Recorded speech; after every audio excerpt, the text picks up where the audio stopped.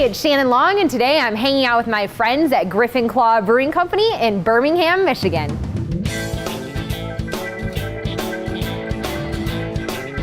I came over here to Griffin Claw, I tried it, and it really opened my eyes to craft beer. I actually named our dog Griffin after Griffin Claw. Griffin Claw is one of the best beers I've had. Great selection, always nice atmosphere and ambiance. Love Griffin Claw.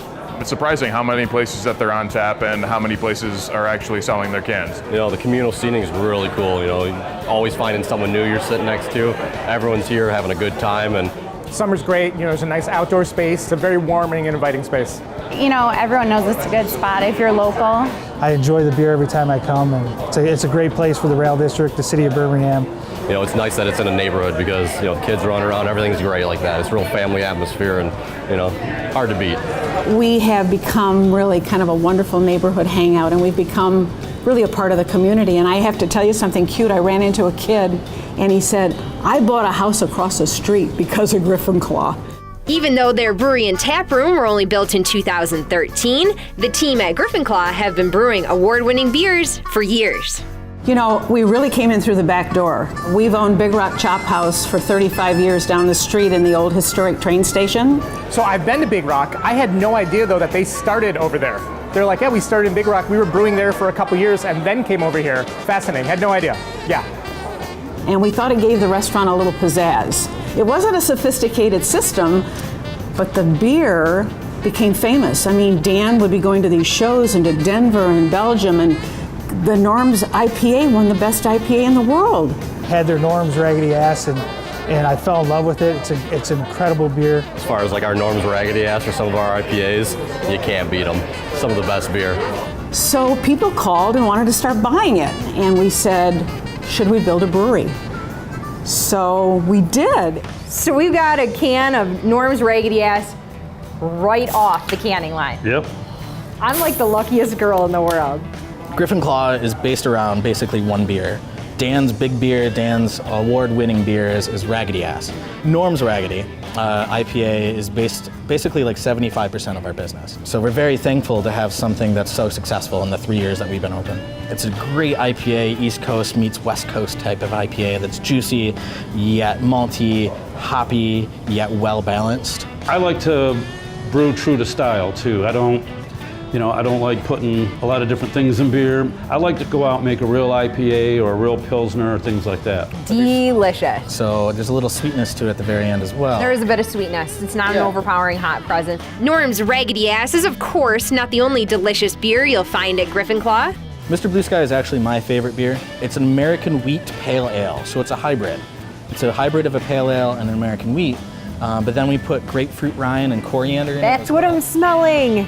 I'm like, this isn't a wheat, this isn't a pale ale. It is, but there's something else in here. It's awesome because it's so sessionable and light, but there's a lot of flavor going on in there.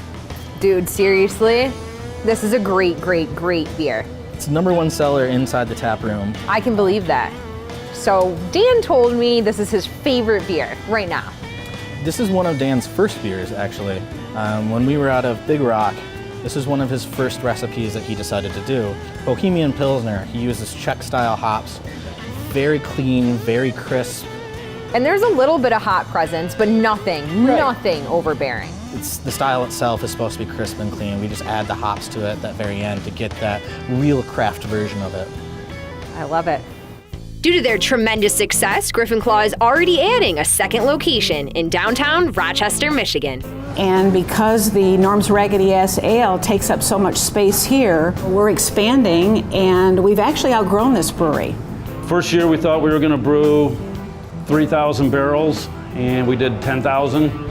We're running out of space here, as you can see. So this 17 barrel is going to your Rochester Hills location is more of a small batch experimental system? And, to do experimental beers and support the distilling. We're moving the distilling over there too, so I'll have more room. We're putting a bottling line in here also and probably a bigger canning line.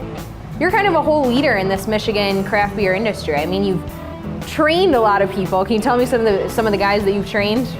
Joe Short, for one. He worked with me at Michigan Brewing Company, and I helped Dark Horse with a few of their recipes. And that's what I like about this industry. We have a nice camaraderie. And Ford wouldn't loan GM a bumper, you know, but we do that with malt and hops and things like that, yeast. You can give him anything and Dan can make the most fabulous tasting beer you've ever tasted. And I never realized how famous he was in the beer world. But you know, you start traveling around the country and going to other breweries and you say you own Griffin Claw and they say, Dan Rogers is your brewmaster. I said, yes. And we love him. We just love him. Let's talk about the mash filter. So I like nerded out and thought this was the coolest thing because there's only 4 or so breweries of your size using a mash filter. Yeah, they are. They're actually old technology. You know, late 18th century, they started making them and using them. They were big cast iron things. And they were kind of upright. They're just an efficient way to make beer and a nice clear wort, and they're fast. They're efficient, and you get more extract out of the grain, and you use less water. We love it. I wouldn't go back to a louder ton. We've mashed out at a lot of different breweries, and it's never been anything like this. It's about 2,000 pounds pressure keeping that mash filter closed. So we back that off. It opens up kind of like an accordion, or I say like a loaf of sliced bread, and we got to get the peanut butter out of each section there, so usually it falls right down. Dan, this looks more like baby poop than spent grain. This is the easiest mashing out I've ever done. Usually I'm covered in spent grain, I'm all sticky. Yeah. I'm not even breaking a sweat over here. No. Takes probably 10-15 minutes to do that. Then we hose any little extra grain off and close it back up. We got 20 minutes to complete that process because the computer's got it timed where that next batch is coming through. And we hit that time. We weren't over. We hit it. You can see they're on the next batch. Hey guys, thanks for showing me how your beer is made in the mitten. Cheers. Cheers.